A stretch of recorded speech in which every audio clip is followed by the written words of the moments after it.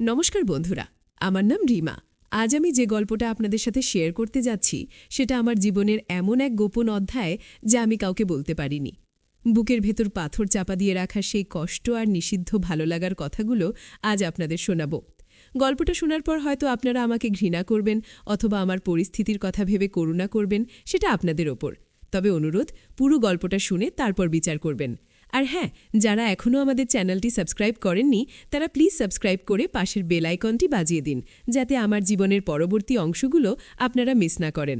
চলুন শুরু করা যাক আজকের গল্প। আমার তখন বয়স ২১।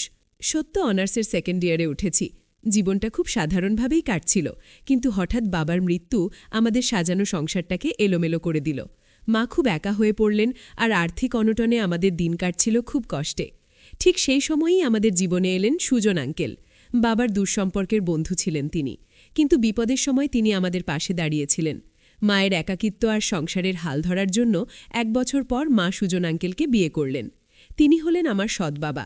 প্রথম আমি ওনাকে মেনেই নিতে পারছিলাম না, কিন্তু উনি আমাকে নিজের মেয়ের মতোই আদর করতেন, হাত খরচ দিতেন, সব আবদার মেটাতেন। আমাদের অভাবের সংসারে আবার সচ্ছলতা ফিরে এলো। কিন্তু একটা খটকা আমার সবসময় লাগত। আমি যখনই বাড়িতে একা থাকতাম বা কোনো পাতলা পোশাকে থাকতাম, আমি লক্ষ্য করতাম সুজন আঙ্কেল আমার দিকে এক দৃষ্টি তাকিয়ে থাকতেন। সেই তাকানোর মধ্যে বাবার স্নেহ ছিল না, ছিল অন্য কিছু, একটা আদিম ক্ষুধা। আমি বুঝতাম, কিন্তু ভয়ে মাকে কিছু বলতে পারতাম না। মা তখন নতুন সংসার নিয়ে খুব খুশি। আমি চাইনি মায়ের সুখের সংসারে আগুন লাগাতে। ঘটনাটা ঘটেছিল এক বর্ষার রাতে। মা তার অসুস্থ বোনকে দেখতে গ্রামের বাড়িতে গিয়েছিলেন।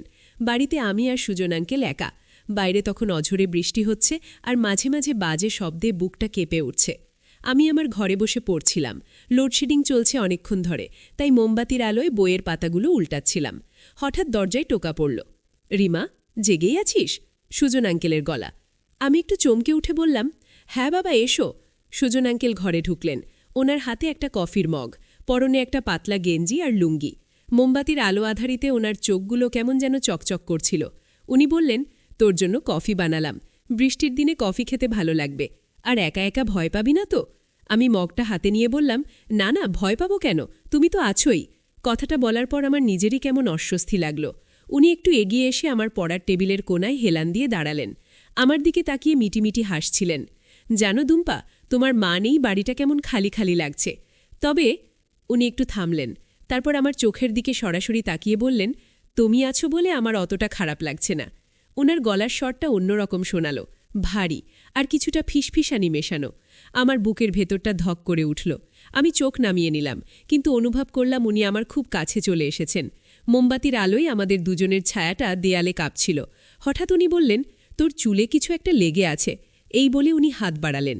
আমি নড়ার আগেই ওনার খসখসে হাতটা আমার চুলে স্পর্শ করল, কিন্তু চুল ঠিক করার বদলে ওনার হাতটা ধীরে ধীরে আমার ঘাড়ের কাছে নেমে এলো। আমার শরীরটা অবশ হয়ে আসছিল। আমি চাইছিলাম সরে যেতে, কিন্তু কেন জানি পারছিলাম না। একটা অদ্ভুত ভালো লাগা আর ভয়ের মিশ্রণ আমাকে আচ্ছন্ন করে ফেলল। বাবা, কি করছো? আমি খুব নিচু স্বরে বললাম। উনি কোনো উত্তর দিলেন না। ওনার আঙুলগুলো আমার ঘাড় থেকে নেমে পিঠের দিকে চলে গেল। আমার শরীরে তখন কাঁটা দিয়ে উঠল। বাইরে বৃষ্টির শব্দ বাড়ছিল, আর ঘরের ভেতর আমার নিঃশ্বাসের শব্দ। উনি নিচু হয়ে আমার কানের কাছে ফিসফিস করে বললেন, রিমা, তোমাকে আজ খুব সুন্দর লাগছে এই আলোয়। আমি নিজেকে আটকাতে পারছি না রিমা, তুই কি আমাকে একটু বুঝবি না? এই কথাটা বলে উনি আমাকে ব্ল্যাকমেল করার মতো একটা ইঙ্গিত দিলেন। মাসখানেক আগে আমার একটা ভুলের কারণে ওনার অনেক টাকা লস হয়েছিল, যেটা উনি মাকে জানাননি। উনি সেই কথাটাই তুললেন। তোর সেই ভুলের কথাটা কিন্তু আমি তোর মাকে বলিনি। আমি চাই না তোর মা কষ্ট পাক। এখন আমি একটু কষ্ট পাচ্ছি, তুই কি সেটা দেখবি না? আমি বুঝতে পারছিলাম উনি কি চাইছেন, কিন্তু আমি নড়তে পারছিলাম না। উনি ধীরে ধীরে আমার চেয়ারের পেছন থেকে আমাকে জড়িয়ে ধরলেন। ওনার শরীরের উত্তাপ আমার পিঠে লাগছিল। আমার হৃৎস্পন্দন তখন এত দ্রুত হচ্ছিল যে মনে হচ্ছিল এক্ষুনি হার্ট অ্যাটাক হবে। আমার শরীরের দিকে তাকিয়ে থাকার সময় আমার নিজের শরীরেও কি যেন এক উত্তেজনার সৃষ্টি হচ্ছিল, যা আমি আগে কখনো অনুভব করিনি। আমি নিজের ওপর নিয়ন্ত্রণ হারিয়ে ফেলছিলাম। উনি যখন আমার কোমরে হাত দিয়ে আমাকে ওনার শরীরের সাথে চেপে ধরলেন, আমি আর প্রতিবাদ করতে পারলাম না। আমার মেরুদণ্ড বেয়ে একটা ঠান্ডা স্রোত নেমে গেল। উনি আমাকে ঘুরিয়ে ওনার দিকে মুখ করালেন। আমার চোখ তখনও নিচের দিকে। উনি আমার থুতনি ধরে মুখটা তুলে ধরলেন। ওনার চোখ দুটো তখন লাল, নিঃশ্বাস ভারী। একটু কাছে আয় রিমা, উনি বললেন। তারপর যা হলো তার জন্য আমি প্রস্তুত ছিলাম না। উনি আমার কপালে একটা চুমু খেলেন, তারপর ধীরে ধীরে নিচে নামতে লাগলেন। ওনার অমসৃণ দাঁড়িয়ে আমার গালে খসা খাচ্ছিল, তাতে এক অদ্ভুত শীতশিরানি অনুভূত হচ্ছিল। উনি যখন আমার গলায় মুখ গুজে দিলেন, আমি অজান্তেই ওনার কাঁধ গামছে ধরলাম। আমার মুখ দিয়ে একটা অস্ফুট শব্দ বেরিয়ে এলো। বাইরে তখন প্রবল ঝড়, আর আমার মনের ভেতরেও। এটা ভুল, এটা পাপ, আমি জানি, কিন্তু সেই মুহূর্তে ওই স্পর্শগুলো আমাকে এমন এক মায়াজালে আটকে ফেলেছিল যা আমি ছটপট করেও বেরোতে পারছিলাম না। উনি আমার ব্লাউজের ওপর দিয়ে আমার বুকে হাত রাখলেন। ওনার সেই শক্ত স্পর্শে আমার সারা শরীর কেঁপে উঠল। উনি চুমু খেতে খেতে নিচে নামছিলেন, আর এক হাতে আমার শরীরটা মন্থন করছিলেন। আমি নিজেকে বললাম, রিমা, সরে যা।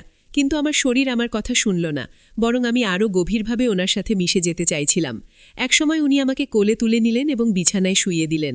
মোমবাতিটা তখন নিভে গেছে, শুধু জানলার ভাগ দিয়ে আসা বিদ্যুতের আলোয় আমি ওনার চেহারাটা দেখতে পাচ্ছিলাম।